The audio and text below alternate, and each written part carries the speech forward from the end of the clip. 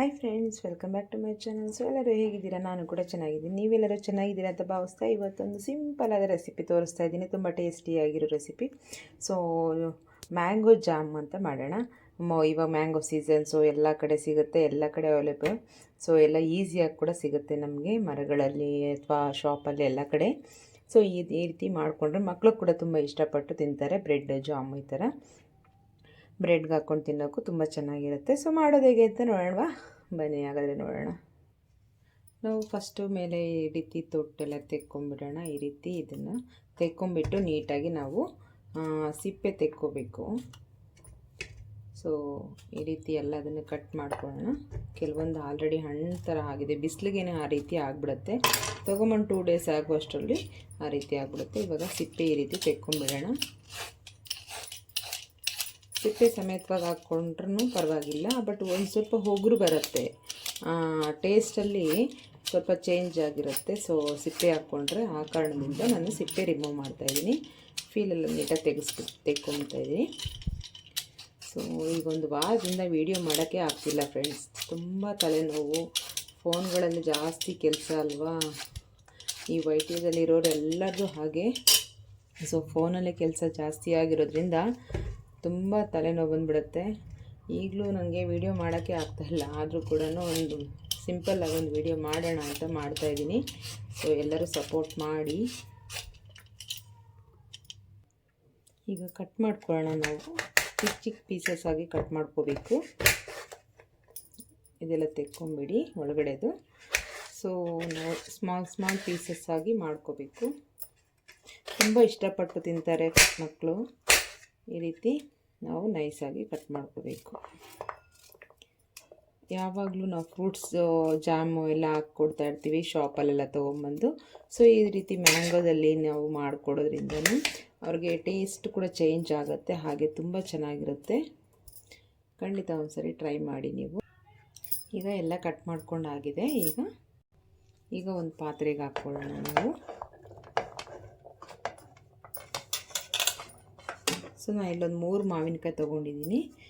ಒಂದು ಸ್ವಲ್ಪ ಹಣ್ಣಾಗಿತ್ತು ಅಂತ ತೆಗೆದುಬಿಟ್ಟೆ. ಸೊ ಇದು ಒಂದು 3 ಇದೆ. ಈಗ ಸ್ಟವ್ನ ಆನ್ ಮಾಡ್ಕೊಂಡು ನಾನು ಪಾತ್ರೆ ಇಟ್ಕೊಂಡಿದ್ದೀನಿ ಸ್ಟವ್ ಮೇಲೆ. ನೋಡಿ, ನಾನು ಈ ರೀತಿ ಒಂದು ಅರ್ಧ ಜಗ್ಗಷ್ಟು, ಒಂದು 1/4 ಲೀಟ್ರಷ್ಟು ನೀರನ್ನು ಹಾಕ್ಕೊಂಡಿದ್ದೀನಿ. ಇವಾಗ ಚೆನ್ನಾಗಿ ಕುದಿಬೇಕು. ಈಗ ಚೆನ್ನಾಗಿ ಕುದಿ ಬರಲಿ. ನೋಡಿ, ಚೆನ್ನಾಗಿ ಕುದೀತಾ ಇದೆ. ಈಗ ನೋಡೋಣ ಬೆಂದಿದೆಯಾ ಇಲ್ಲ ಅಂತ. ನೋಡಿ, ಬೆಂದಿದೆ. ಈಗ ನಾವು ಒಂದು ಈ ಥರ ಮ್ಯಾಶರ್ ತಗೊಂಡು ಸ್ವಲ್ಪ ಲೈಟಾಗಿ ಮ್ಯಾಶ್ ಮಾಡ್ಕೊಳ್ಳಿ ನೀಟಾಗಿ. ಸ್ವಲ್ಪ ಅದರಲ್ಲಿ ಹುಳಿ ಅಂಶ ಇರುತ್ತಲ್ಲ, ಸ್ವಲ್ಪ ಬಿಡಲಿ ಅಂತ ಅಷ್ಟೇ.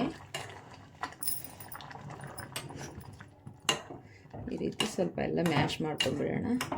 ಎಷ್ಟಾಗುತ್ತೋ ಅಷ್ಟು ಮ್ಯಾಶ್ ಆಗಲಿ. ಎಲ್ಲ ಮ್ಯಾಶ್ ಆಗೋದು ಅಂತ ಏನಿಲ್ಲ, ಸ್ವಲ್ಪ ಅದೆಲ್ಲ ಸ್ವಲ್ಪ ಮ್ಯಾಶ್ ಆದರೆ ಅದರಲ್ಲಿರೋ ರಸ ಎಲ್ಲ ಬಿಟ್ಕೊಳ್ಳುತ್ತೆ, ಸ್ವಲ್ಪ ಹುಳಿ ಅಂಶ ಎಲ್ಲ ಅದರಲ್ಲೇ ಬಿಡುತ್ತೆ. ಸೊ ಈಗ ಬೆಂದಿದೆ. ನಾವೀಗ ಸ್ಟವ್ನ ಆಫ್ ಮಾಡ್ಕೊಳ್ಳೋಣ. ಆಫ್ ಮಾಡ್ಕೊಂಡಿದ್ದೀನಿ. ಈಗ ನೋಡಿ, ಈ ಥರ ಸ್ಟ್ರೈನರ್ ಒಂದು ತೊಗೊಂಡಿದ್ದೀನಿ, ಇದರಲ್ಲಿ ಹಾಕ್ಕೊಳ್ಳೋಣ. ಸೋಸ್ಕೊಬೇಕು ನಾವು. ಈಗ ಸ್ವಲ್ಪ ಈ ಥರ ತಿರುಗಿಸ್ಕೊಂಡ್ರೆ ನೀಟಾಗಿ ಎಲ್ಲ ಅದರಲ್ಲಿರೋ ರಸ ಎಲ್ಲ ನಮಗೆ ಜ್ಯೂಸಿ ಎಲ್ಲ ಕೆಳಗಡೆ ಬಂದುಬಿಡತ್ತೆ. ನೋಡಿ, ಈ ರೀತಿ ಬರುತ್ತೆ. ಕಾಣಿಸ್ತಾ ಇದೆಯಾ?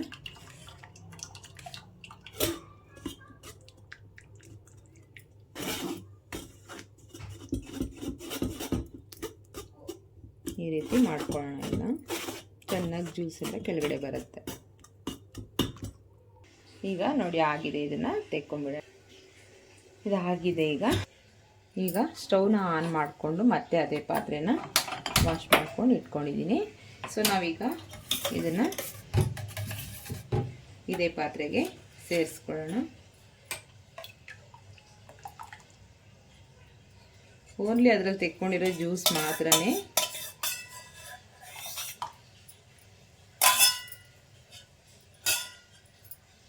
ಈಗ ನೋಡಿ, ಚೆನ್ನಾಗಿ ಕುದೀತಾ ಇದೆ. ನೋಡಿ, ಈ ರೀತಿ ಇದೆ. ಈಗ ಇದಕ್ಕೆ ನಾನು ಒಂದು 3/4 ಬೌಲಷ್ಟು ಶುಗರ್ನ ಸೇರಿಸ್ಕೊಂಡಿದ್ದೀನಿ. ಚೆನ್ನಾಗಿ ತಿರುಗಿಸ್ಕೊಳ್ಳೋಣ. ಇವಾಗ ನೀರಾಗೋಯ್ತು ಸ್ವಲ್ಪ, ಮತ್ತೆ ಅದು ಗಟ್ಟಿ ಆಗುತ್ತೆ. ಹಾಗೆ ಇದಕ್ಕೆ ನಾನು ಸ್ವಲ್ಪ ಫುಡ್ ಕಲರ್ನ ಸೇರಿಸ್ತಾ ಇದ್ದೀನಿ, ಗ್ರೀನ್ ಕಲರ್ಸು. ಸೊ ನಮಗೆ ಮ್ಯಾಂಗೋ ಜಾಮ್ ಅಲ್ವಾ, ಸ್ವಲ್ಪ ಕಲರ್ ಬೇಕು, ಹಾಗಾಗಿ ಸ್ವಲ್ಪ ಸೇರಿಸ್ಕೊಂಡಿದ್ದೀನಿ.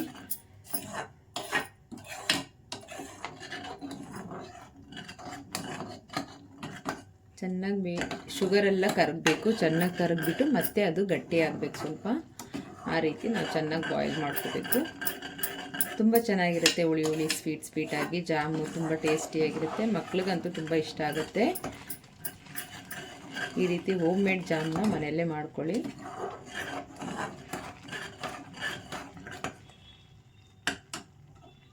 ನಮಗೆ ಮುಟ್ಟು ನೋಡಿದ್ರೆ ಅಂಟಂಟು ಬರಬೇಕು, ಆ ರೀತಿ ಚೆನ್ನಾಗಿ ಕುದಿಬೇಕು. ಇದು ಏನು ಅಂಟು ಬರ್ತಾ ಇಲ್ಲ, ಇನ್ನು ನೋಡಿ ಏನು ಬರ್ತಾ ಇಲ್ಲ. ಸೊ ನಮಗೆ ಇನ್ನೂ ಫುಲ್ಲು ಸ್ವಲ್ಪ ಗಟ್ಟಿ ಆಗಬೇಕು.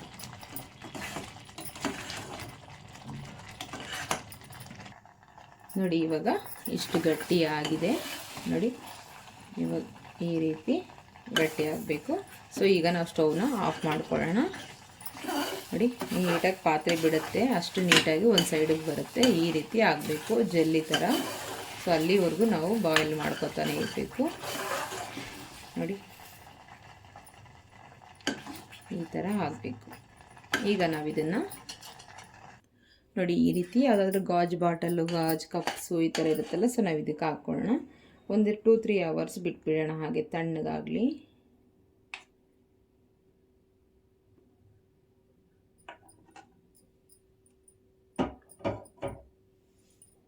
ನಾನು ಈ ರೀತಿ ಒಂದು ಕಪ್ಗೆ ಹಾಕಿದ್ದೀನಿ. ನಾನೀಗ 1 ಕಪ್ ಫುಲ್ ಆಗಿದೆ ನೋಡಿ. 3 ಮಾವಿನಕಾಯಲ್ಲಿ ನನಗೆ 1 ಕಪ್ ಫುಲ್ಲಾಗಿ 1 ಬೌಲು 3/4 ಬೌಲಷ್ಟು ಬಂದಿದೆ. ಬರೀ 3 ಮಾವಿನಕಾಯಿಂದ.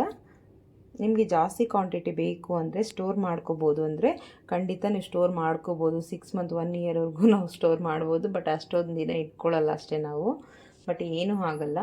ಸೊ ನೀವು 1 ತಿಂಗಳು 2 ತಿಂಗಳಿಗೊಂದು ಸರಿ ಆದರೂ ಮಾಡಿಟ್ಕೊಳ್ಳಿ. ಆವಾಗ ಬೇಕಾದಾಗ ಸೀಸನಲ್ಲಿ ಮಾಡಿಟ್ಕೊಂಡ್ರೆ ಮ್ಯಾಕ್ಸಿಮಮ್ ಒಂದು 3 ತಿಂಗಳಿಗಾದರೂ ನಾವು ಒಂದು 2-3 ಬಾಟಲ್ ಈ ಥರ ಮಾಡಿಟ್ಕೋಬೋದು. ನಿಮ್ಗೆ ಆಮೇಲೆ ತೋರಿಸ್ತೀನಿ ನಾನು ಇದನ್ನು. 1 ಅವರ್ ಇಟ್ಟಿದ್ದಕ್ಕೇ ನೋಡಿ ನೀಟಾಗಿ ಜಾಮ್ ರೆಡಿ ಆಗಿದೆ. ನೋಡಿ ಎಷ್ಟು ಚೆನ್ನಾಗಾಗಿದೆ ಜಾಮು. ಮ್ಯಾಂಗೋ ಜಾಮು ತುಂಬ ಚೆನ್ನಾಗಿ ರೆಡಿಯಾಗಿದೆ. ಈಗ ಬ್ರೆಡ್ಗೆ ಹಾಕ್ಕೊಳ್ಳೋಣ. ನನ್ನ ಮಗ ಕಾಯ್ತಾ ಇದ್ದಾನೆ, ಮ್ಯಾಂಗೋ ಕೈ ಕೊಟ್ಟು ಇನ್ನೂ ಆಗಿಲ್ವಾ ಅಂತ. ಎಷ್ಟು ಚೆನ್ನಾಗಿ ಜಾಮ್ ನೋಡಿ, ಎಷ್ಟು ಚೆನ್ನಾಗಿ ರೆಡಿಯಾಗಿದೆ ಅಂತ. ಮಿಸ್ ಮಾಡಿದೆ, ಮ್ಯಾಂಗೋ ಸೀಸನಲ್ಲಿ ಸ್ವಲ್ಪ ಮಾಡಿ ಸ್ಟಾಕ್ ಇಟ್ಕೊಂಬಿಡಿ. ತುಂಬ ಚೆನ್ನಾಗಿ ರೆಡಿಯಾಗಿದೆ. ಹಾಗೆ ಟೇಸ್ಟ್ ಕೂಡ ತುಂಬ ಚೆನ್ನಾಗಿರುತ್ತೆ. ನಮಗೆ ಈ ಕಚ್ಚಾ ಮ್ಯಾಂಗೋ ಚಾಕ್ಲೇಟ್ಸು ಟೇಸ್ಟು, ಹುಳಿ ಉಪ್ಪು ಯಾವ ಥರ ಇರುತ್ತೋ ಆ ರೀತಿ ತುಂಬ ಚೆನ್ನಾಗಿರುತ್ತೆ. ಅಂದರೆ ಇದಕ್ಕೆ ಉಪ್ಪು ಹಾಕಿಲ್ಲ, ಉಪ್ಪು. ಸೊ ಸ್ವೀಟು ಹುಳಿ ಒಂದು ರೀತಿ ಚೆನ್ನಾಗಿರುತ್ತೆ.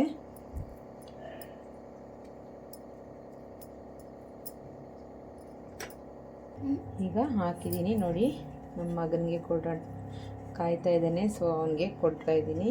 ಸೊ ತಿಂದುಬಿಟ್ಟು ಅವನೇ ಹೇಳ್ತಾನೆ ಹೇಗಿದೆ ಅಂತ. ಹೇಗಿದೆ ಅಮ್ಮ, ಹೇಗಿದೆ? ತಿಂದು ನೋಡ್ದಾ? ತಿಂದು ನೋಡು.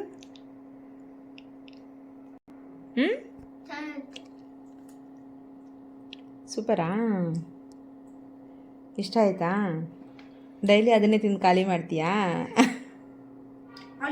ಹಾಂ, ಓಕೆ, ಫಿನಿಶ್ ಮಾಡು. ಸೊ ನೋಡಿದ್ರಲ್ಲ ಮ್ಯಾಂಗೋ ಜಾಮ್ ಹೇಗೆ ಮಾಡೋದು ಅಂತ. ಸೊ ನಿಮ್ಮ ಮನೆಗಳಲ್ಲಿ ಮಾಡ್ಕೊಳ್ಳಿ, ತುಂಬ ಟೇಸ್ಟಿಯಾಗಿರುತ್ತೆ. ಮಕ್ಕಳಿಗೆಲ್ಲ ಇಷ್ಟಪಟ್ಟು ತಿಂತಾರೆ. ಮಿಸ್ ಮಾಡದೆ ಟ್ರೈ ಮಾಡಿ.